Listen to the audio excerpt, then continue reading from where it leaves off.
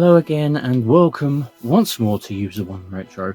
Thank you very much for tuning in to this, the third part of my look at the Star Trek movies, and today we move on to the third film in the series, but the second in what's known as the middle movie trilogy, and it's Star Trek.III, The Search for Spock. Now, the synopsis of the film, for those of you who haven't seen it, it's basically that Spock is dead.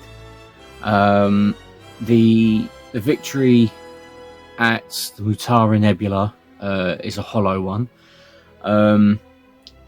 Bones is being driven inexplicably insane, and the Genesis planet has since been labelled a no-go area due to I think it's rising tension with Federation and other beings like Romulans and Klingons and all that kind of stuff. Until a meeting between Sarek and Kirk lets Kirk learn that Spock's living essence, his Pt.III, is still alive and is actually in McCoy. And so, together with the crew of the Enterprise, they end up going back to Genesis. They steal the Enterprise, they go back, and they find that the Klingons have arrived after obtaining the Genesis tapes.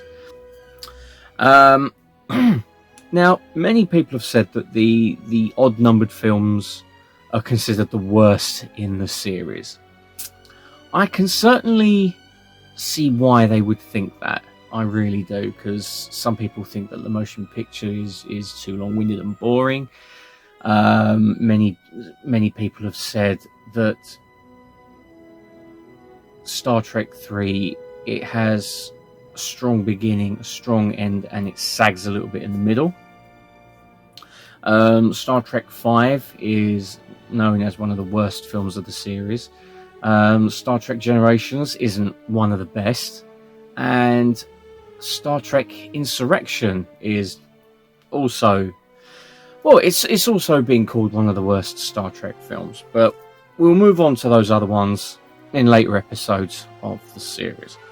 I don't actually think number 3 is actually that bad. I mean, sure, there is a little bit in the middle that kind of needed a little bit of beefing up. But then I suppose, having said that, you need a little bit of, bit of drama in there, and, the whole finding Spock on the planet as a child where he's been regenerated by the Genesis wave as the fields were in flux on the planet, and it regenerated Spock and brought him back to life and all this, that and the other. Him growing with the planet and having to go through Pon-farr again. But the thing is, I don't think that's something that you could really beef up with a little bit of fisticuffs, and that and the other. So, as I say, while I do agree with it, I kind of think that the way that they went with it is a logical step. Although, having said that, in the book of Star Trek.III, written by Vonda McIntyre, there was more in the book that would have fleshed out the film quite a bit. You do actually see McCoy slowly being driven insane by having Spock's living essence in his head. And I would have loved to have seen more of that happen in the film. It's just those little flashes of Spock coming through. I think they could have had more of them as well.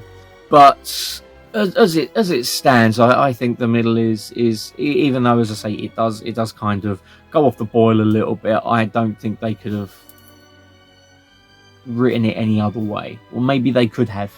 Who knows? But the acting in the whole film is near enough top notch. Obviously, Kirk in this one deals with another personal tragedy after finding his son in Star Trek 2. He's then cruelly taken away from him. And I would have loved to have seen David Marcus in Star Trek 5 and Star Trek 6, and and I would like to have seen more of the character, as I think there was more of a character there. But I think they probably got rid of him because there might have been nowhere else for the character to go, nowhere else to take him. But who knows? Who knows? I just think it's a waste of a potentially good character. I really do. But as I say, William Shatner's acting when he finds that his son has been murdered, it is heartbreaking. I don't think he could have played it any better. I really don't. And also the little stumble backwards that he does, from what I remember reading, I don't think that was intentional. I think that was unintentional. I think he was meant to just step back and sit in his chair. So for him to step backwards and stumble back, it adds to it. So it's like a happy accident, as the late great Bob Ross would say.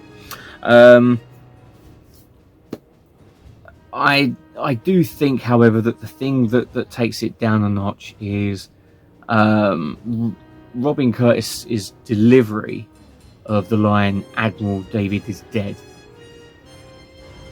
I just think it's a little bit, I don't know, maybe it could have been written a different way. I don't know. I mean, obviously, I know Vulcans aren't really meant to have emotions. Obviously, apart from Spock, who's half human, half Vulcan, But at the end of Star Trek 2, Sarek sheds a tear for Spock because he was her mentor. Well, at least that's what I got from it. He was her mentor. So she was capable of emotion, and then in Star Trek 3, you get the kind of thing where they've become good friends, and I just think that maybe it could have been, maybe that line could have been delivered a bit better, a bit more, not passion to it, but a bit more sorrow, that she's lost her friend, and I think that's probably that's the only blip in the acting. I think DeForest Kelley is always great to watch, no matter what he's in, like Gunfight at the OK Corral, and is it Gunfight at the OK Corral? Plays one of the brothers, I think. Yes, I think it is Gunfight at the OK Corral. He's fantastic in that. He's brilliant in the original series. And as I say, no matter what he's been in, he was absolutely fantastic, whatever role he's given. And I think him having to juggle between trying to be Bones and trying to do a few Spockisms, as I would call them, I think that's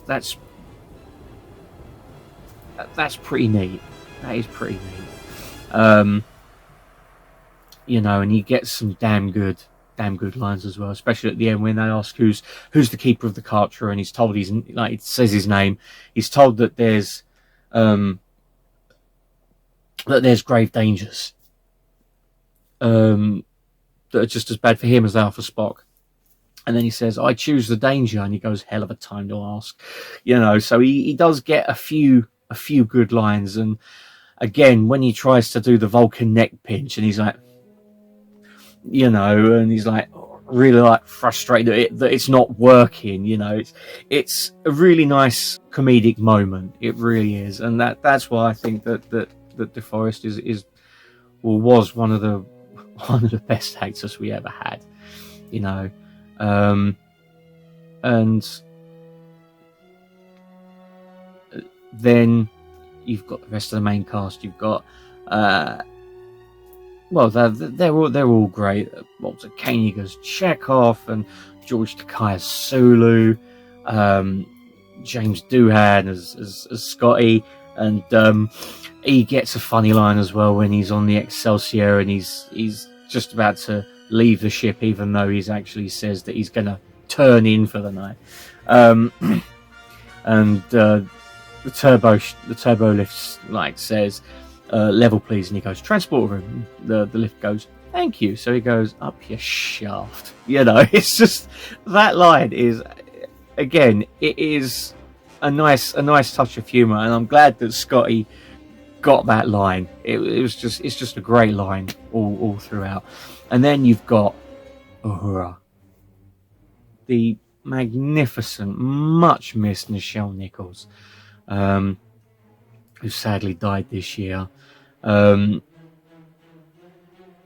She showed her tough side in this one, with dealing with who they dubbed in the credits as Mr. Adventure, you know, brandishing a phaser at him, you know, and just saying to him, get in the closet, you know. It's just seeing her go all badass, you know, it's fun to watch. It is fun to watch. And then you've got guest stars like James B. Sicking from the Elvis film Charo, where he was one of the bad guys. Outland, starring Sean Connery, he was in that as well. He was one of the marshals. And then you've got the late great Miguel Ferrer, who was, as we all know, Bob Morton in RoboCop, and then later he was in Hot Shots Part 2, and he was also in NCIS, which I think was it was his last role, as he very sadly died of cancer during the series. And again, he's also very much missed. He was a very great actor, you know, and in this he's got that kind of smug look on his face when he says about all speeds available through transwarp drive, and it's a kind of, I suppose if you look at it now, it's a kind of a nod forward to Bob Morton, where he's smug, he's arrogant, he's sure of himself, he's cocky, you know, and like an executive of a big company would be, you know. He's kind of like, yeah, well, I know what I'm doing, and I ain't gonna have no one else tell me otherwise, you know, that kind of thing. You know, and it's just the smug look on his face where he's just like, all speeds available through transwarp drive, you know. And again, even though it's a very, very small role, no more than about 2 minutes on screen, maybe 3 minutes at the very most. It's a nice little role, it really is, and you know, it's nice to see him in a Star Trek movie, even if it's like the navigator or the helmsman or wherever it is. But yeah, and then I think possibly one of the standout moments in the whole of the film, standout moment for me, is when they're stealing the Enterprise. It's just an excellent scene. You know, when they're reversing the Enterprise back towards the space doors, and Scotty's doing his damnedest to get them open, and Kirk's like, and now, Mr. Scott, sir, the doors, Mr. Scott. I saw, I'm working on it. And he's like, oh crap, they're not going to open. Oh crap, oh crap, oh crap. And then they open literally just at the last minute, as they always do in Hollywood. Everything always happens at the very last minute, and then the Enterprise goes out. The whole scene is just brilliant. And then you've got the comedic bit of the transwarp drive failing in the new Excelsior, and it just splutters to a halt while the Enterprise just gleefully just flies off.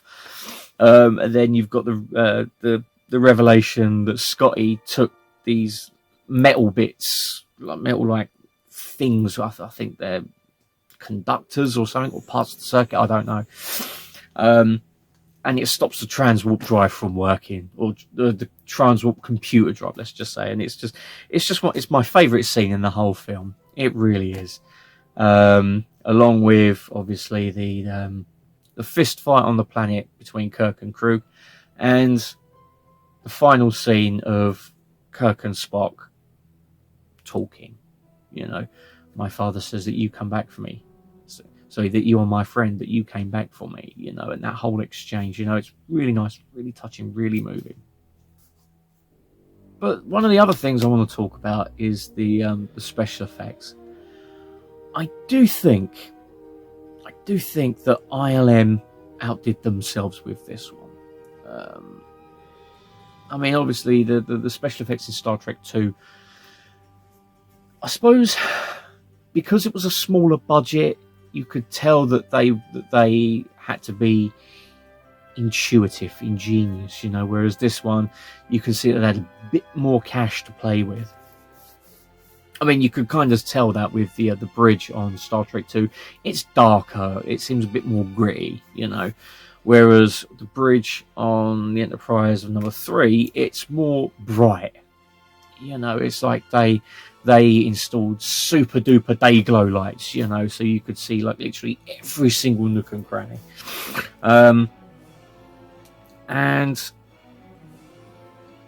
as I say, I think that the model work on this was quite exceptional, really well done, and like all the special effects, but none more so than Starbase 1 that orbits the Earth. It's that with the Enterprise flying into it, flying through it to the central hub, and then you've got the Excelsior off to the far right. Having all those elements together, it is truly spectacular, and that is one of the reasons why I will always champion model effects over CG. I mean, yes, sometimes CG can be a great tool, especially if it's enhancing model effects or practical effects. But when a film relies on physical CGI effects too much, it kind of takes away something from the film. And as I say, that for me, that is why I will always champion practical effects, because to me, the ships in Star Wars, they look more realistic, you know. Close Encounters of the Third Kind looks more realistic. And then you've got the Star Trek movies, obviously apart from Star Trek 5, but that's for another episode. Up to number, I think it's First Contact is the last one that used a model. I think so. When you're using a model, to me, as I say, it just looks more real. It looks more lifelike. And you get more of a wow factor, whereas CG, it's, especially with like the camera movements and that, it just seems to me a bit too fake, you know. I mean, if you look at episode 1 from 1999, was it 98? 99, sorry. Some of those special effects haven't aged well whatsoever. They really haven't. I mean, especially on Jar Jar Binks, where you've got the textures and all that. I mean, I know obviously it was 23 years. Yeah, 23 years ago. Really, has it been that long? Bloody hell. CGI technology's come on in leaps and bounds since then. But the thing is, they just haven't aged well. I mean, the ship models are still very, very good. But there's just other things where the special effects just lets it down. And then there's other films as well where the special effects just seem to kind of take you out of the moment. I can't name any offhand, but it's why, as I say, I will always go for practical effects over CG, because I just think that practical effects just draw you in more. You know, I do think that one of the downsides of practical effects is when they do the superimposing and the imaging and all that, especially on the scene where the Enterprise is approaching Starbase 1. You see like the grey box around the outside. I think it's like called an artifact or something. You do kind of see that, but then there's other shots where you don't see that whatsoever. That is possibly one of the letdowns of physical effects. But having said that, because the models look so real, all the detail that goes into it, it does make it look like you're watching an actual starship called the Enterprise flying through space. You know, that's, as I said in the motion picture video, the sense of awe and the sense of wonder and the wow factor of looking at the model special effects and thinking, bloody hell, that's real. When I was younger and I was watching Star Trek, I actually thought, this is going to sound absolutely stupid, mean, I might mention it in another video, I can't remember, but it might sound absolutely stupid, but I actually thought that with the special effects that they'd actually gone up into space and filmed a ship passing through. I was only 4 at the time. But then as I got older and I started to learn about practical and physical effects and that, and I was like, but that's the thing. To a 4-year-old, 5-year-old,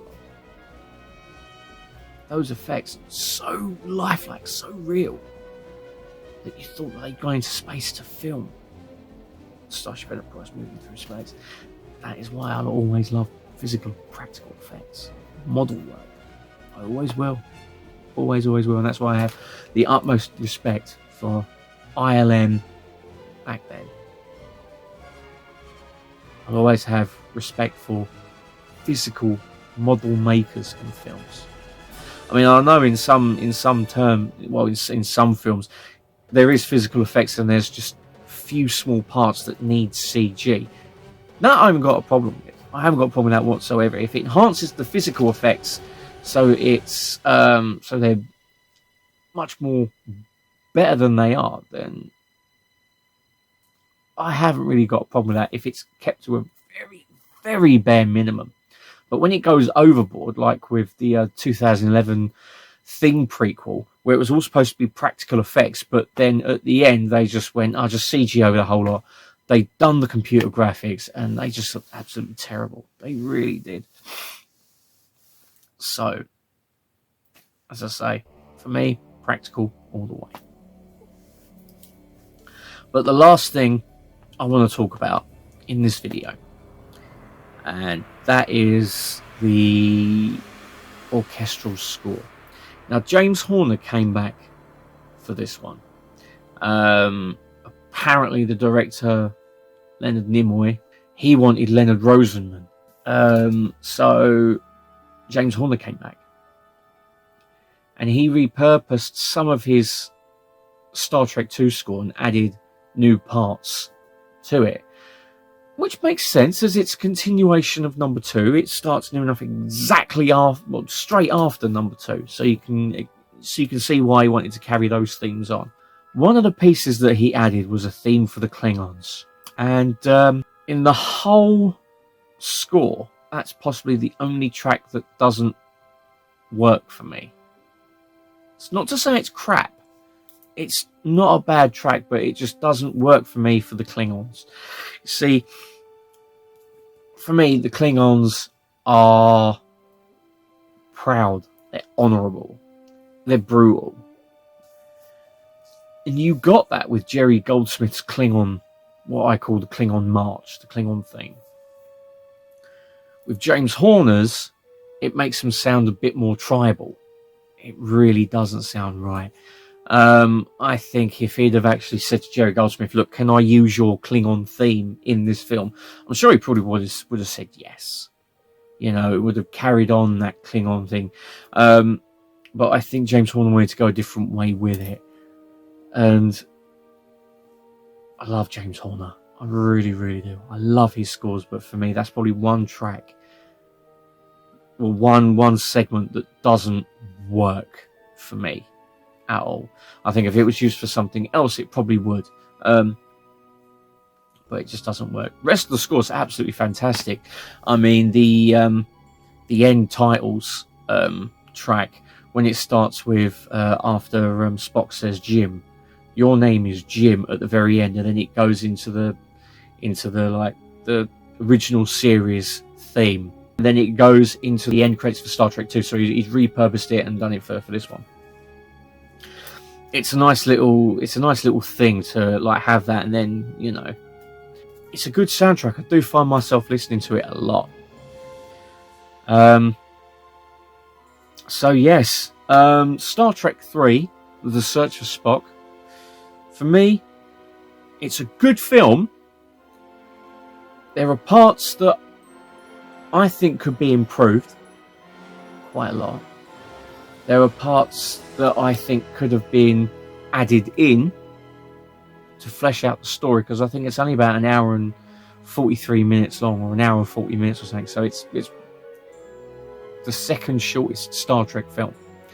But on the whole, I do find it quite enjoyable. It is a very, very enjoyable film.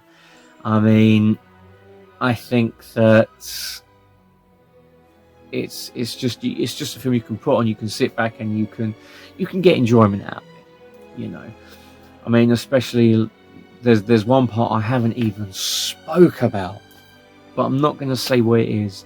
All I'll say is that when they cut the trailer back in '83, I think it is, like latter end of '83, there was one part put in it that Harv Bennett was furious about, because he wanted that kept as a surprise for the film.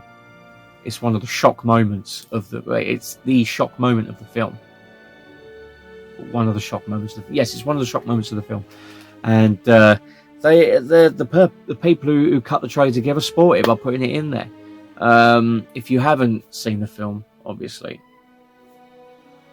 go and watch it, and you'll see what part I mean.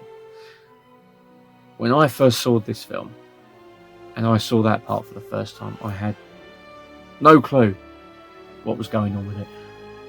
Never saw no trailers, because obviously the internet wasn't available back then.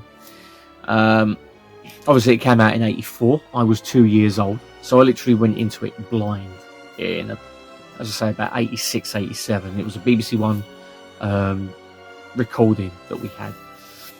And when I saw that moment, I was like, no, you can't do that. You can't do that.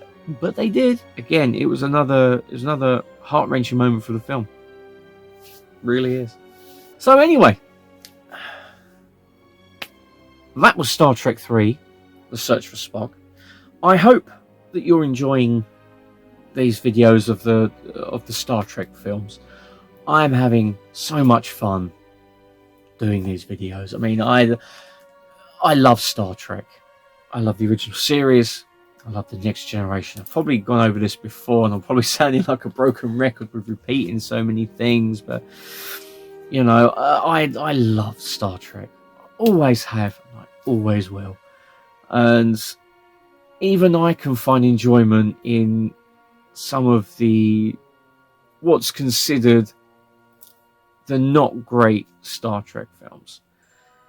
And as I say, I do get enjoyment out of Star Trek 3. I do think it's a good film. Not a great one, but a good film.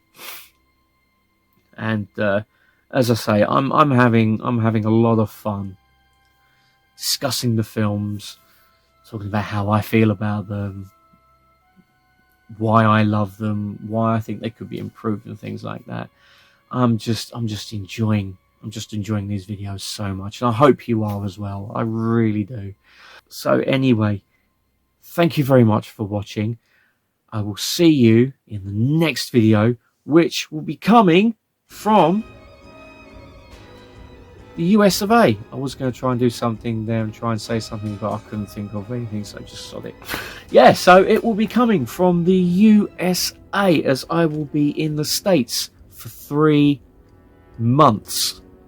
I will be trying to do some pickup videos in the US. I will be looking at another small selection of Laserdiscs that we have in our collection. Loads of great stuff coming up. I can't wait to get started. I can't wait to share these videos with you. So until then, thank you very much for watching. Take care.